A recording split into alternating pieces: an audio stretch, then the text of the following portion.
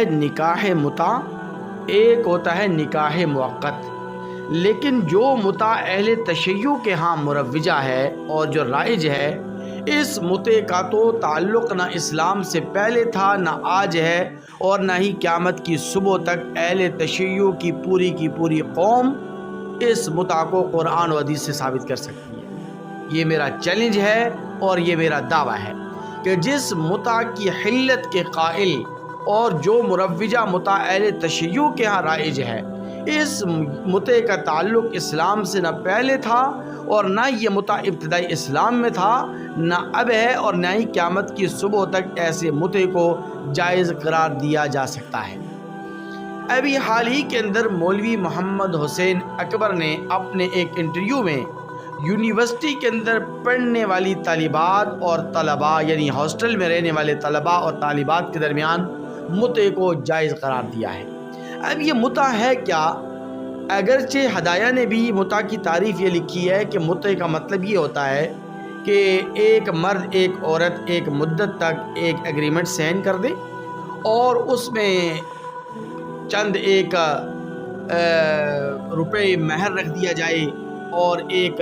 چند ایک مال کے اوپر ایک ایگریمنٹ کر لیا جائے کہ ہم میاں بیوی آپس میں ایک مدت تک ایک دوسرے سے منتفع ہوتے رہیں گے، ایک دوسرے سے فائدہ اٹھائیں گے، یعنی ایک دوسرے سے جنسی خواہش کی تسکین حاصل کریں گے، اور اتنے مال کے عوض ہمارا یہ ایگریمنٹ ہے۔ اس میں نہ نکاح کا لفظ استعمال ہوتا ہے، نہ نکاح کا مہر مقرر ہوتا ہے، اور نہ ہی نکاح کے جو گواہ ہیں، جو نکاح کی بنیاد ہیں، نہ ہی ان کا تعین ہوتا ہے۔ تو یہ متع ہے، اور یہی متع اہل تشیع کے ہاں بھی رائج ہے۔ اس متع کا تعلق اسلام سے نہ پہلے تھا، نہ اب ہے، اور نہ ہی قیامت کی صبح تک شریعت میں اس متع کی گنجائش موجود ہے۔ اس لیے کہ متع جو ابتدائی اسلام میں تھا وہ نکاح موقت تھا، وہ متع نہیں تھا، وہ نکاح موقت تھا۔ نکاح موقت کا یہ مطلب ہوتا ہے کہ باقاعدہ باضابطہ طور پر ایک مرد اور عورت نکاح کرتے تھے، اس میں مہر مقرر ہوتا تھا، اس میں گواہ متعین ہوتے تھے، البتہ اس میں ایک مدت مقرر ہو جاتی تھی، ایک مخصوص مدت تک یہ نکاح ہوتا تھا، یعنی دائمی نکاح نہیں ہوتا تھا، بلکہ مخصوص مدت تک یہ ایگریمنٹ ہوتا تھا، مخصوص مدت تک میاں بیوی ایک دوسرے کے ساتھ جنسی تعلق قائم کرنے کے لیے، جنسی خواہش کی تسکین کے لیے یہ نکاح کیا کرتے تھے۔ لیکن ابتدائی اسلام میں اس کو اس لیے جائز قرار رکھا گیا، اس لیے اس کو بحال رکھا گیا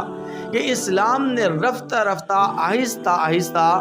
جو ناجائز اور غیر مناسب جو چیزیں تھیں ان کو حرام قرار دیا جاتا رہا۔ جیسے کہ شراب ابتدائی اسلام میں فوراً حرام نہیں قرار دی گئی، بلکہ کچھ وقت گزر گیا، جب لوگ دین اسلام کے احکامات سے مانوس ہو گئے تو پھر اللہ تبارک و تعالیٰ نے شراب کی حرمت نازل فرمائی۔ تو اسی طرح یہ متع بھی ابتدائی اسلام میں اس کو جائز اور حلال رکھا گیا، لیکن نبی کریم صلی اللہ علیہ وسلم نے خیبر کے موقع پر اور پھر اس کے بعد آقا علیہ السلام نے فتح مکہ کے موقع پر جس طرح گدھوں کے گوشت کو، پالتو گدھوں کے گوشت کو حرام اور ناجائز قرار دیا، تو اسی طرح نبی کریم صلی اللہ علیہ وسلم نے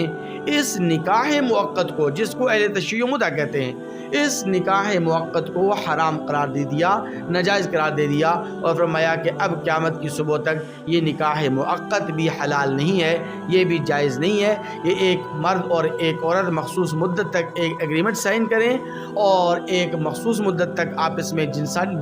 جنسی تعلقات قائم کرنے کے لیے نکاح کریں، یہ نکاح اب جائز نہیں ہے۔ اب جو بھی نکاح کیا جائے گا تو وہ مسنون نکاح کیا جائے گا، دائمی نکاح کیا جائے گا۔ اب آپ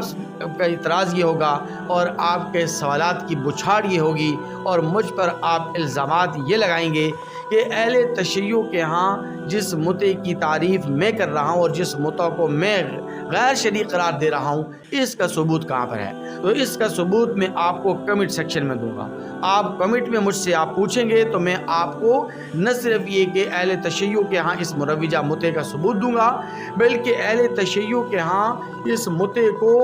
عبادت قرار دیا جاتا ہے اور اس متع کو اب بھی جائز اور حلال قرار دیا جا رہا ہے، اس کے ثبوت بما حوالہ جات کے، کتابوں کے صفحوں کے ساتھ اور جلد کے ساتھ اور جلد نمبر کے ساتھ میں انشاءاللہ العزیز کمنٹ سیکشن میں آپ کو کمنٹ کروں گا، لیکن یہ ہے کہ آپ نے اس میری ویڈیو کو شروع سے لے کر آخر تک ضرور بھی ضرور سماعت فرما کر اس کو لائک اور شیئر بھی ضرور کرنا ہے، اور کمنٹ آپ نے ضرور کرنے ہیں۔ جب آپ کمنٹ کریں گے تو میں انشاءاللہ العزیز اس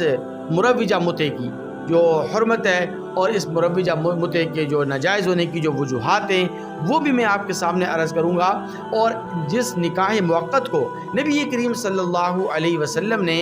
قیامت کی صبح تک حرام قرار دیا، جس کو اہل تشیع اب جائز قرار دے رہے ہیں، میں اس کے اسباب بھی آپ کو بتلاؤں گا، اس کی وجوہات بھی آپ کے سامنے عرض کروں گا کہ اس نکاح موقت کو، جس کو اہل تشیع متع کہتے ہیں، اس نکاح متع کو اور اس نکاح موقت کو کیوں حرام قرار دیا گیا، کیوں ناجائز قرار دیا گیا، اس کی وجوہات اور اس کے اسباب بھی میں تفصیلاً آپ کو بتلاؤں گا، لیکن کمنٹ سیکشن میں آپ کو میں یہ بات بتلاؤں گا، کیونکہ ابھی اگر میں اس کے حوالہ جات آپ کے سامنے پیش کروں گا تو بات لمبی ہو جائے گی، ویڈیو لمبی ہو جائے گی، تو ویڈیو کی طوالت سے بچنے کے لیے میں انہی باتوں پر اکتفا کرتا ہوں۔ امید واسق ہے کہ آپ کمنٹ ضرور کریں گے اور ویڈیو کو لائک اور شیئر ضرور کریں گے اور چینل کو ضرور سبسکرائب کریں گے۔ بہت شکریہ، جزاک اللہ، السلام علیکم۔